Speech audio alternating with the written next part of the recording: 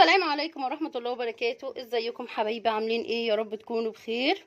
النهارده هعمل معاكم الفطار بتاعنا، عبارة عن كبدة طعمها لذيذ جدا. هنعملها بمكونات سهلة وبسيطة، كله ني في ني كده، احلى من الكبدة الاسكندراني طعمها ولا المحلات. ريحتها بجد فظيعة، اللي في اخر السلم هيشمها. طعمها جميل جدا جدا جدا. بصوا بالصوص بتاعها ده، وهنعمل بطاطس محمرة ومكرونة معاها. يلا بينا نشوف عملناها ازاي.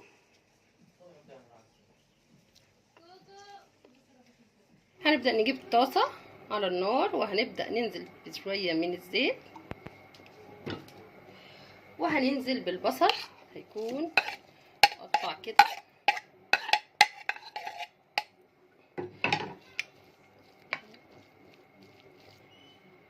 هنبدأ بس ان احنا نشوح البصلة مجرد ما تدبل، بس مش عايزاها لا تحمر ولا تصفر، يدوبك تدبل معايا. خلاص هشوحها كده في الزيت.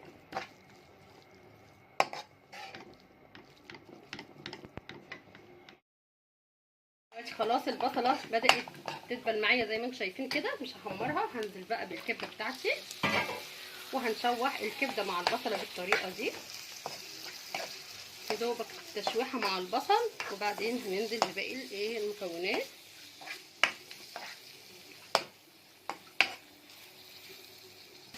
دلوقتي بدات الكبده تتشوح مع البصل زي ما انتم شايفين كده. هبدا انزل بفلفل، ويا ريت لو فلفل الوان كمان.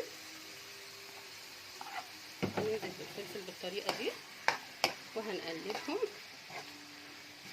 وهنكون محضرين الطماطم مقطعينها مكعبات، وهننزل بالتوابل بتاعتنا، وهنبدأ نقلب الخليط ده كله. دلوقتي بعد ما خلاص حطينا الفلفل وقلبناهم بالطريقه دي، هنبدأ ننزل بطماطميتين مقطعين مكعبات زي ما انتم شايفين، وهنبدأ نقلبهم كده.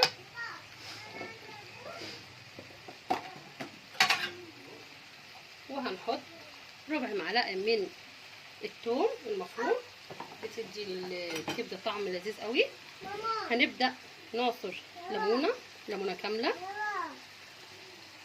تدي مزازه كده في الكبده وتضيع اي ريحه زفاره. طبعا احنا بنبقى غسلينها بالليمون اصلا قبل ما نستعملها عشان نضيع ريحه الزفاره. خلاص، وهنبدا نحط ربع كوبايه من الميه، ربع بس كده اهو، لان الخضار هيبدا ينزل ميته، فنحط ربع بس كده.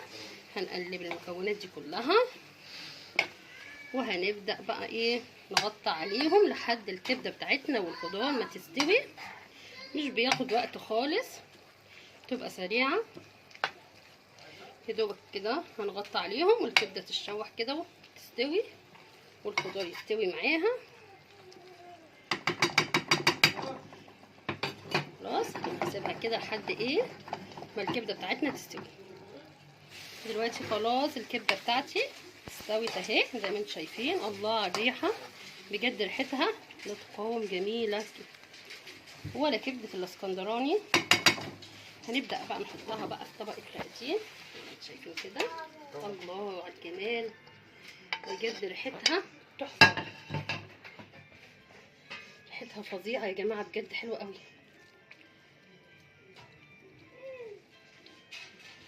اهو يا جماعه الكبده بتاعتي حطيتها خلاص في طبق التقديم. ده المنظر النهائي بتاعها، بجد طعمها فظيع قوي. عملت معاها مكرونه وبطاطس محمره، سلطه. ممكن تحطوا البطاطس مع الكبده يا جماعه، تقلبوها مع بعض. منها البطاطس بتشرب الصوص بتاع الكبده، بتدي طعمها جميل جدا، وفي نفس الوقت بتكتر معاكي وبتبقى حلوه. فانت ممكن تاكلي البطاطس كده لوحديها، وممكن تحطيها مع الكبده. انا ساعات بعمل كده وساعات بعمل كده. يا رب الفيديو يا حبايبي يكون خفيف عليكم. ما تنسوش بقى تعملوا لي لايك واشتراك في القناه. ويلا حبايب قلبي، ده فطارنا النهارده. السلام عليكم ورحمه الله وبركاته.